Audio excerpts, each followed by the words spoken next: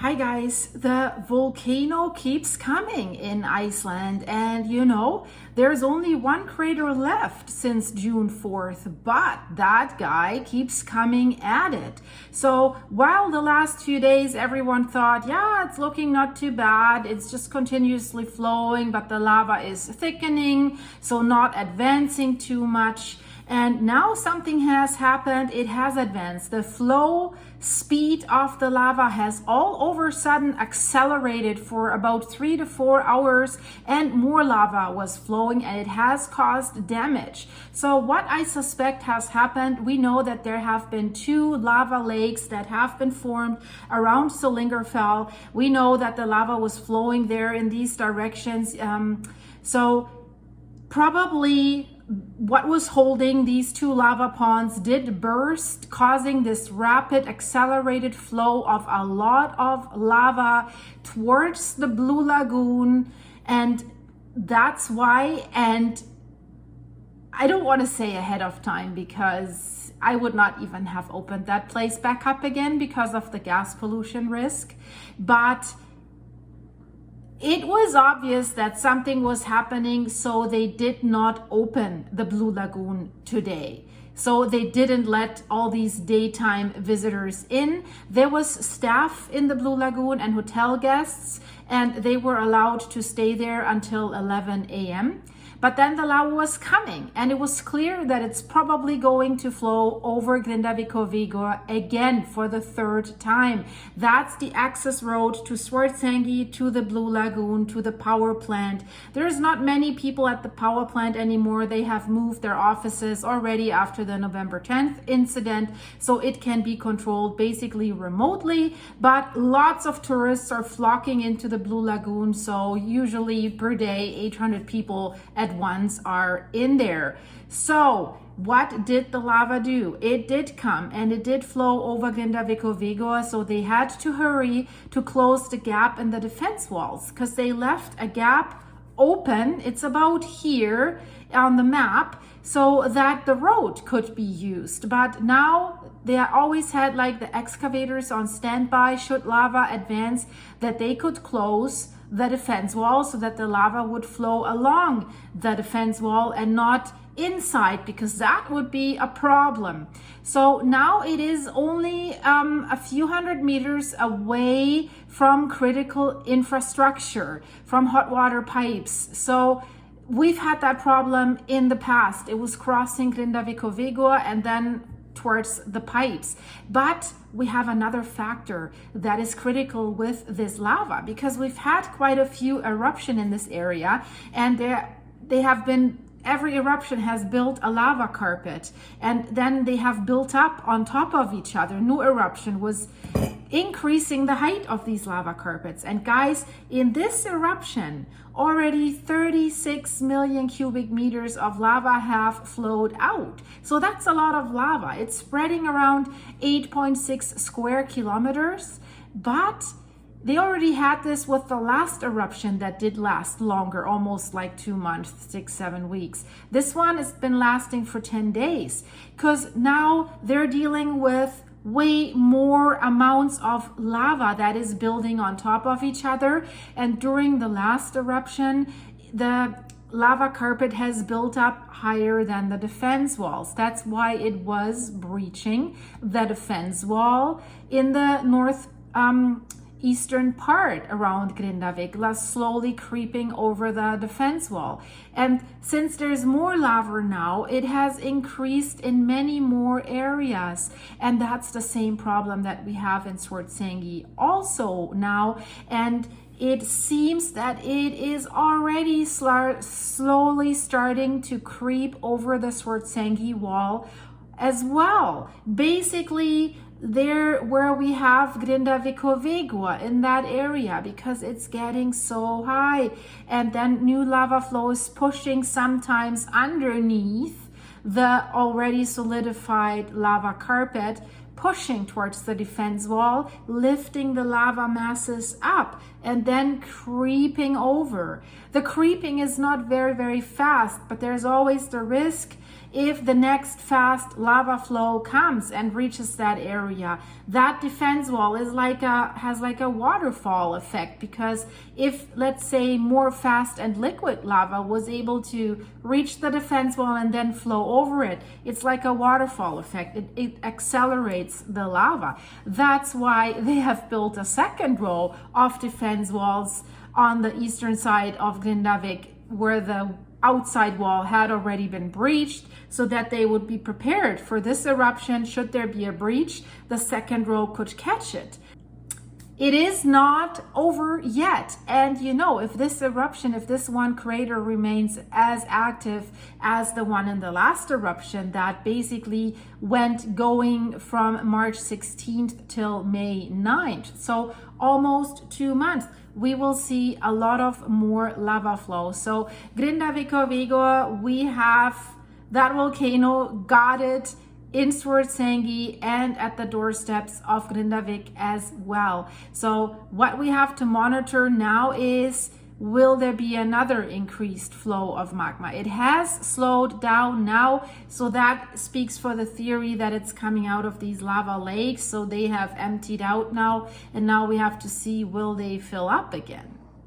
The only thing they can do is they have to be reactive to what the lava does. So since it has creeped up on the defense wall in Swartsengi, has reached the height of the defense wall and is on the defense wall in some areas, what the authorities are saying is they have to monitor the progress of the lava, and then when they see where it is going, they have to try to respond accordingly if they are able to respond. I mean, 800 meters from the hot water pipe, that's the distance that this lava has at the moment. So if it creeps only, if it's not super fast flowing, that's quite a way to go. And it's, of course, even if it did flow over the hot water pipes, it's not that critical right now because it's June. It's not that cold anymore like last time when it put the hot water pipes out of service. These pipes are used from the geothermal power plant to heat homes in the Reykjanes Peninsula area, the southern tip especially. So when there was a previous eruption in the winter, homes were without heat for 5 days, some longer, some shorter, and that's not good, of course. So this time, should they be damaged, it's not going to be so uncomfortable for the residents. In winter, they had to buy electric heaters, but then the authorities said, well, you're blowing the grid, and they did, so only one electric heater per household. So it wasn't really fun. So hopefully this time it's going more smoothly, and maybe the lava will not reach the pipes. We will have to see about that. So that one crater, it keeps producing this lava flow, and it's mainly to the northwest towards Sillingerfell. Especially in that area, we also see that the lava bed thickens a lot, and then from there we see these active lava flows that are going north of Sillingerfell, and those ones, that's the ones that did flow over Grindavik.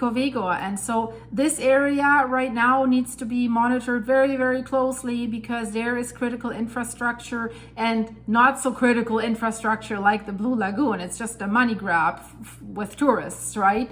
But the power plant, that's important. So experts are saying for now, it seems that this rage that the volcano had seems to be over, has slowed down, but it can happen again.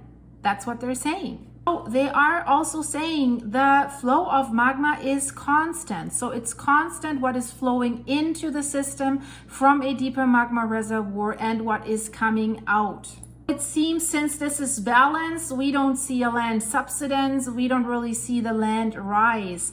And then as experts were asked, well, what does this tell us about the future of this eruption? What will happen in the next little while? When is this going to end? Does this give us any clue? And the experts are saying no, it doesn't give us any clue. As we've seen in the last eruption, that one crater that managed to stay alive had as little as like 3 to 4 cubic meters per second. It's a very small lava flow, but it kept this going for a while. So this crater is definitely producing more than that. The news yesterday was like 10 times more than that, about 30 cubic meters per second. And that's why the experts are saying we cannot predict when this eruption is going to end, how long this crater will keep going.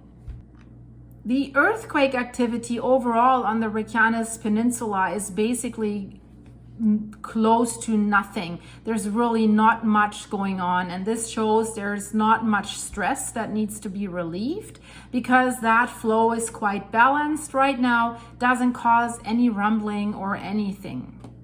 So guys, that was a quick update about Iceland. Check out my latest video about Italy, Campi Flegrei. Wow, they just had another earthquake swarm and it was rumbling again. So this area doesn't get a break, and more earthquakes over 3, I think 4 over 3, the highest one 3.7, so that's significant again. So what's going on there? Check it out in the end screen, guys. So thank you so much for watching. Thank you so much for being here. I'm a little tired. Something happened on my farm last night which was a little weird. There were 2 guys running around in the middle of the field, standing with 2 of my horses, my oldest ones, and I don't know, it was complete darkness, and one neighbor did have a party going on, so they were there around roughly after midnight, and then they said, oh, the neighbor said they can get over there and pet the horses. And it was really, really weird because, you know, there's horses in the pasture that is close to my neighbor, that basically is right at the fence to my neighbor, and those guys must have climbed in there, then climbed over another fence, so ignored the horses in that area, walked over the driveway close to the house, and then standing there with 2 of my old horses that are allowed to run free. They're not even in a pasture. They're running around the house and the driveway and the gravel trails. So very, very weird, because I told the neighbor, and I texted the neighbor even at night, and I said, just want to let you know, 2 of your guests ran deep into my property after midnight in the complete darkness, saying they want to pet horses, saying that you said that they could. And so he basically said, no, was nobody from us, you should call the police, and yada yada. So these guys looked like they're 18 or something. I still think that they probably were drunk coming from the party, but neighbor, it's a very nice neighbor, he says it wasn't them. So I have to investigate this, guys. I keep you updated. I've had a lot of theft, and there's a lot of break-ins and property thefts, and you know, but when it comes to my horses, I can get a little angry. And the thing is, I didn't catch them because you know, usually it's quite warm right now, and then I go out before I go to sleep and fill up the water in all the pastures when I know it's becoming a hot day the next day, so that everything is completely full.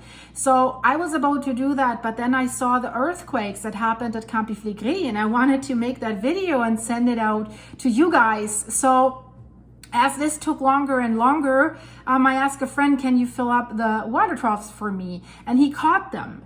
So that's why I wasn't there firsthand. Probably good for these 2 guys that I wasn't there with my tractor. I probably would have gone after them. And for all of you who live in the United States, I'm in Canada. So if you have an intruder coming into your house and you catch him at night and the guy has a knife and you get into a fight and then you manage to get the knife, for example, and hurt the guy, guess who's in trouble? It's not the guy, it's you. And there's weird stuff that if they break into your home and inside the home they get hurt by something, they can sue you. So it's not really pleasant. You can't really do much with these guys.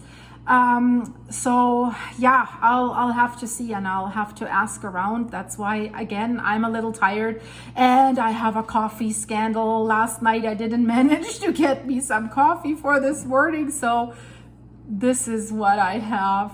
It's just water, and Yeah, guys, what can I say? I think after I close this video, I think it's time. I really need my fix. So guys, thank you for watching. Check out the videos in the end screen. Do me a favor, leave this video a like. If you're new here, hey, subscribe, join our group, and I see you soon, guys. Bye bye.